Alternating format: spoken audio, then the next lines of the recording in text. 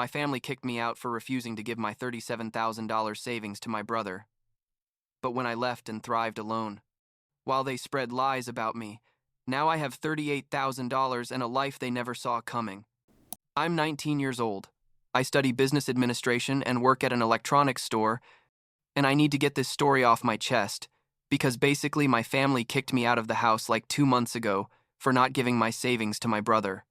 Yeah, you read that right. My savings that took me 4 years to put together. $37,000 that I saved penny by penny since I was 15.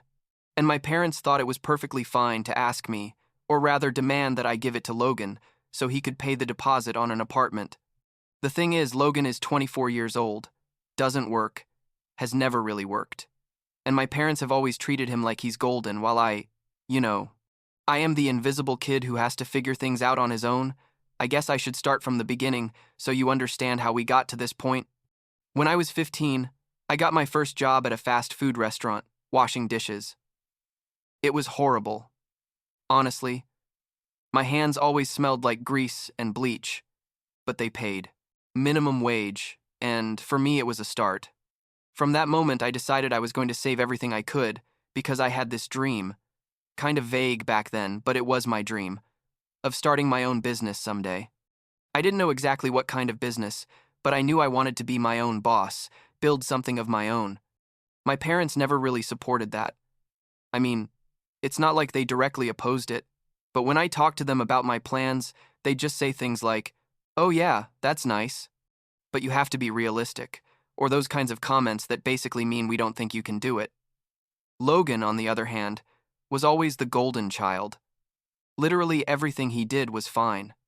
He dropped out of college after 2 semesters because he said it wasn't his thing, and my parents were like, "It's okay, son. Find your path. Take your time."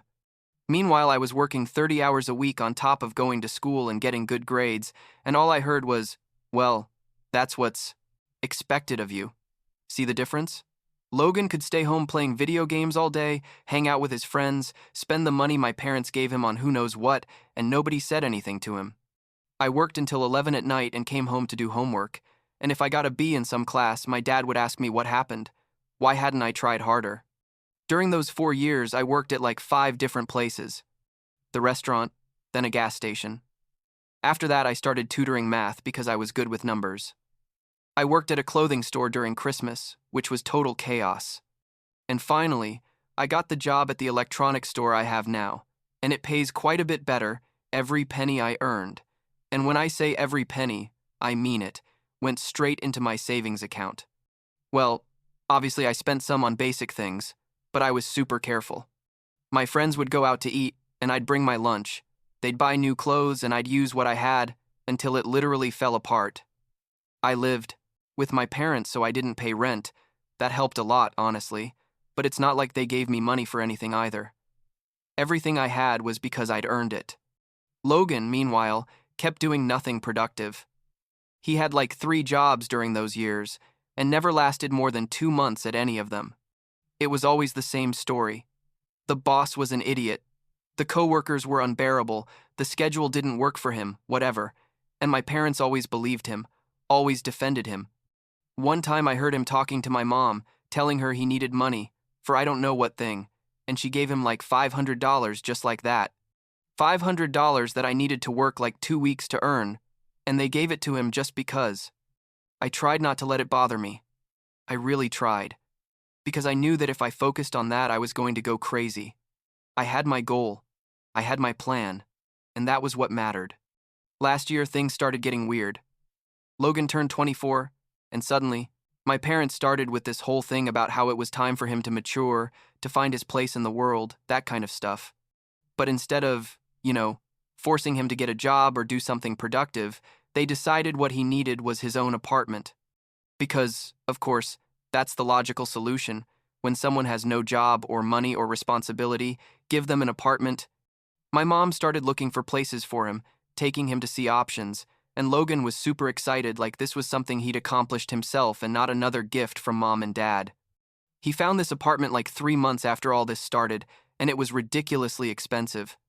Like, it was in a nice area of the city, had 2 bedrooms, a balcony, gym in the building, the whole thing. The rent was like $1,200 a month, which is crazy for someone who has no income. But Logan was obsessed. I told him, kind of joking because I couldn't believe he was seriously considering it. Hey bro, how are you going to pay for that? And he just looked at me and said Mom and Dad are going to help me until I find something good. Something good. Like he'd been looking but only finding things that weren't up to his level or something. The deposit was like 3 months rent plus security stuff and I don't know what else. It ended up being almost $5,000. I thought, well, that's their problem. If my parents want to throw their money away like that, it's their decision. But it turns out my parents didn't have $5,000 available. I don't know what they spend their money on, honestly. My dad works in construction and earns decent money. My mom's a nurse. They should be fine financially, but I guess they've never been good at saving. Or maybe they've spent everything on Logan for years, who knows. One night, it was a Friday, because I remember I'd just gotten home from work and was dead tired. My parents told me they wanted to talk to me. I sat down in the living room and they were both there, with Logan standing behind them like it was some formal meeting.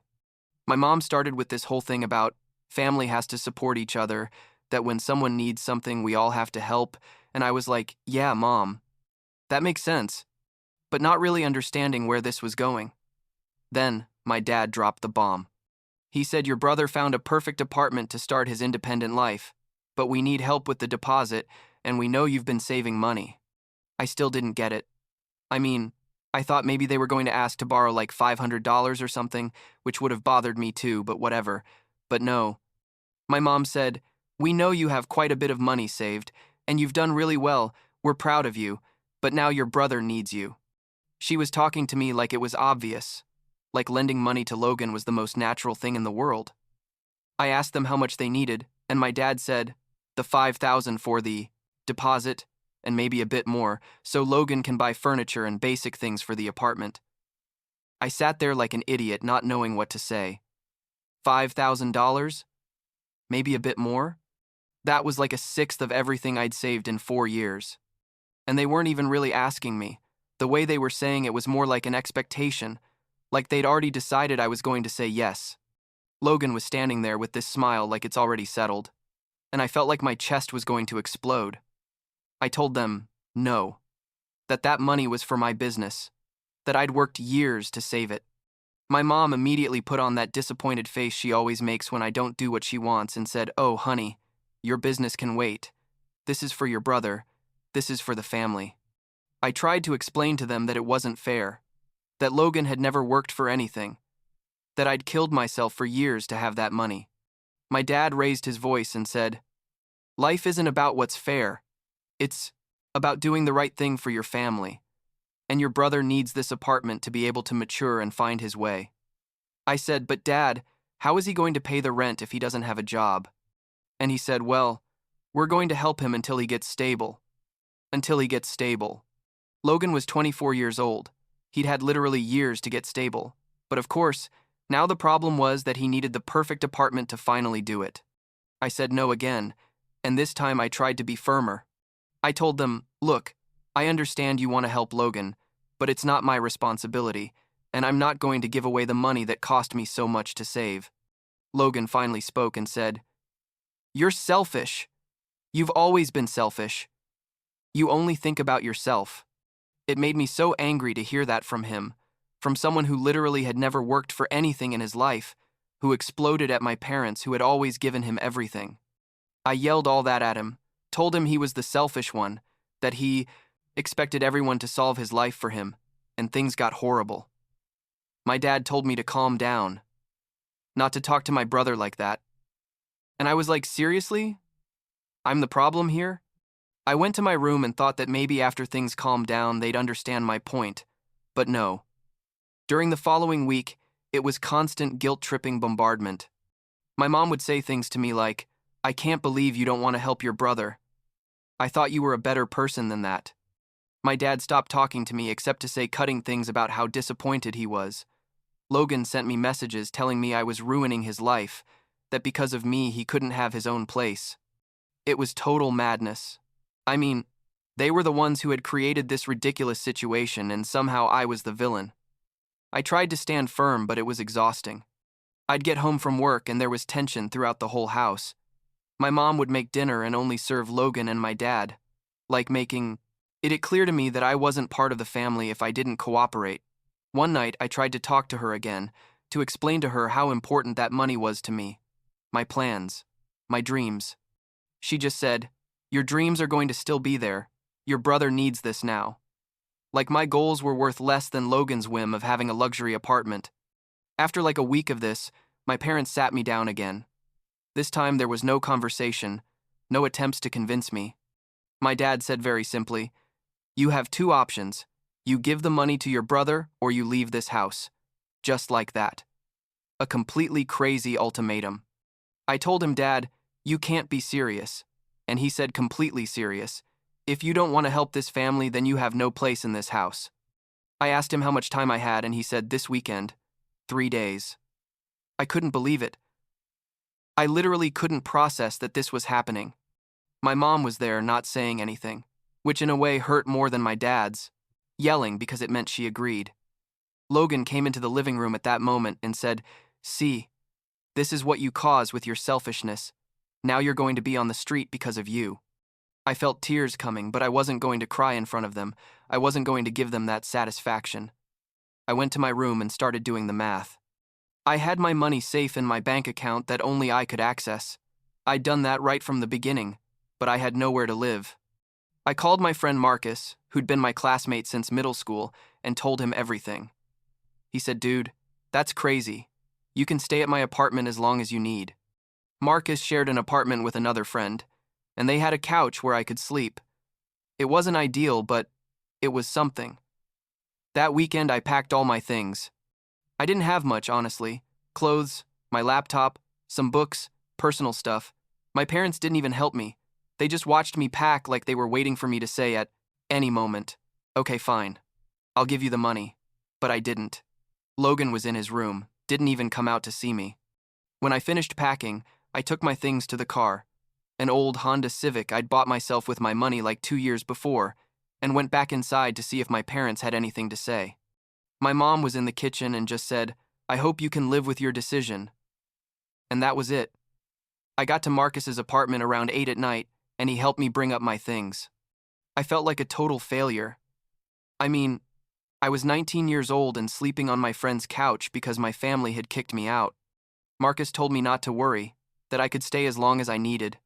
And his other roommate was nice too. They said as long as I helped with some house stuff, there was no problem. That first night I barely slept, just thinking about everything that had happened, trying to understand how we'd gotten to that point. Like 3 days later, Logan sent me a message. I thought maybe he was going to apologize or something, but no. The message literally said, "I hope you're happy. Because of you, I couldn't get the apartment, and now Mom and Dad are mad at me too. You ruined everything for everyone. You're the worst person I know, and you disgust me. Don't ever talk to me again." I read it like 5 times, not able to believe it was real. He was angry at me. Him, who'd never worked a day in his life, who expected me to give him thousands of dollars, was angry at me for not doing it. I responded with something sharp. I don't remember exactly what, but basically told him to go to hell. And after that, I didn't hear from him for a while. I slept on Marcus's couch for like a month. I didn't sit around doing nothing. I mean, I kept working, kept going to college, and started looking for my own place. Also, and this was important, I went to see a lawyer. I had this kind of irrational fear that my parents or Logan would try to do something to take my money. I don't know, sue me or something. The lawyer, an older guy who was really nice and charged me very little because I told him my situation, explained to me that since the money was in my account and I was of legal age, legally nobody could touch it. He told me if anyone tried anything to let him know immediately. He also helped me make sure all my important documentation was in order, like my birth certificate and stuff, because I'd left everything at my parents' house and needed to get it back. Meanwhile, I got a better job. The electronics store where I worked was looking for a shift supervisor, and I applied. They knew me well, knew I was responsible, and they gave me the position. It came with a raise of like $3 an hour, which isn't a ton, but it made a difference. With that extra money, and what I already had saved, I could start looking for a place more seriously. I found a tiny studio near campus. It was basic. I mean, it had what was necessary and nothing more, but it was mine. The rent was like $650 a month, which was manageable with my new salary. Signing that lease was weird. On one hand, I felt proud to be doing it myself, but on the other hand, I felt sad that it had to be this way. I'd always imagined that when I moved out for the first time, my parents would be there helping me, excited for me, but instead, they didn't even know where I was. I moved into the studio like 2 months after leaving the house. Marcus helped me with the move, which was super quick because I had almost nothing. I bought a used mattress on Craigslist, a small table, the basics. It wasn't much, but it was mine, and that meant everything. And the first night I slept there, I felt free for the first time in months, like I could finally breathe without the constant pressure from my family. Like a week after moving in, I started getting messages. First, it was from my mom. It said, "Hi son, I hope you're well. We miss having you at home. Maybe we can talk soon." I read it like 10 times, trying to decide whether to respond. I decided not to yet. Then my dad sent something similar, and then Logan sent a message that said, "Hey, I think things got out of control. Can we talk?" None of them really apologized. None of them admitted they'd been wrong. They just wanted to talk. It was like a month after that when a family friend, Mrs. Patricia, who'd known my parents since before I was born, contacted me on Facebook. She told me we needed to talk, and we agreed to meet at a coffee shop. When I got there, she looked worried. She told me, "Look, I don't know if you should know this, but your parents are saying things about you." I asked her what kind of things, and she said, "They're telling people that you abandoned them, that you left the house for no reason, that you're ungrateful and stole money from them." Ungrateful. Stole money. Me who had worked for every penny I had. Mrs. Patricia told me she didn't believe them, that she'd known me since I was little and knew I wasn't like that, but that she thought I should know because other people were believing them. She asked me what had really happened, and I told her the whole story. She shook her head like she couldn't believe it and said, "Oh, my boy, I'm so sorry. Your parents have always been like that with Logan, but I didn't think they'd go this far." She told me if I needed anything to call her, that she supported me. That conversation made me realize that my parents were never going to admit they'd been wrong. They were going to keep blaming me. They were going to keep making me the bad guy in the story, and Logan was going to keep being the poor boy whose mean brother abandoned him. The messages kept coming for weeks, more and more frequent. My mom sent things like, "Why don't you answer? We're your family." My dad tried the approach of, "We need to solve this like adults." Logan sent weird messages where he kind of apologized, but then said things like, "Although I still think you were very selfish." I made a decision that I know sounds drastic, but I felt was necessary. I blocked all of them. I blocked their numbers, their social media accounts, everything. I couldn't keep getting those messages that made me feel guilty when I knew I hadn't done anything wrong. I'd protected my future, my dreams, my 4 years of work. I didn't owe them anything, and I wasn't going to let them keep manipulating me. Now, like 3 months after all this, I'm focused on building my life. I keep working, keep saving, keep going to college. My business plan has become more concrete. I'm working on an idea related to e-commerce that I think has potential. The money's still there, intact, waiting for the right moment. Some nights I wonder if I did the right thing, if maybe I should have given the money to keep the peace. But then I remember how they treated me. I remember the years I worked while Logan did nothing, and I know I made the right decision. I have no contact with my family, and I don't know if I ever will. A part of me misses them. I miss my mom sometimes when I'm cooking something and remember how she taught me. Or I miss the random things my dad would say that made me laugh. But missing something doesn't mean it's good for you, you know? I've learned that people who really love you don't put you in impossible positions, don't make you choose between your dreams and their approval. Marcus is still my best friend, and his family has kind of taken me in. They invite me to dinners, to celebrations, treat me like one of them. It's weird having a chosen family instead of blood family, but the truth is they've given me more support in these months than my parents did in years. I've also met people at college who, when I tell them my story, support me tell me I did right in standing firm. The other day I was organizing my bank account, looking at my progress, and I realized that even after all the expenses of moving and living alone, I've managed to save a bit more. Not much, but something. I reached $38,000. It's an amount that still surprises me when I see it. $38,000 that I earned, that nobody gave me, that nobody can take from me. And that money is going to be used for something I decided, for my future, for my goals. I don't know what's going to happen with Logan. I don't know if he got his apartment, if he finally got a job, if he's still living with my parents blaming the world for his problems. Honestly, I don't really care much either. I know that sounds harsh, but after everything that happened, I can't spend energy worrying about someone who never worried about me. My parents are going to keep favoring him. That's not going to change. And he's going to keep expecting everyone to solve his life for him. It's not my problem. Sometimes I'm scared thinking about the future, about what's going to happen when I actually launch my business, if it's going to work or if I'm going to fail. But I'm also excited. Excited to have that possibility, that chance to build something of my own. And I know that no matter what happens, I did it the right way. I did it without giving in to unfair pressures, without letting them manipulate me. Last week I drove by the house where I grew up, not intentionally, but because it was on the way to somewhere else. I saw my dad's car in the driveway and Logan's too. I wondered if they were in there talking badly about me, if they were still saying I was the problem, and I realized it doesn't matter. They can think whatever they want, they can say whatever they want, but I know the truth, and that's enough. I'm 19 years old, I live alone, I work full-time, I go to college, and I have $38,000 saved to start my business. I lost my family in the process, but I gained something much more important. I gained respect for myself. I gained the certainty that I can stand firm in what I believe, even when everyone else tells me I'm wrong. And that, I guess, is something money can't buy.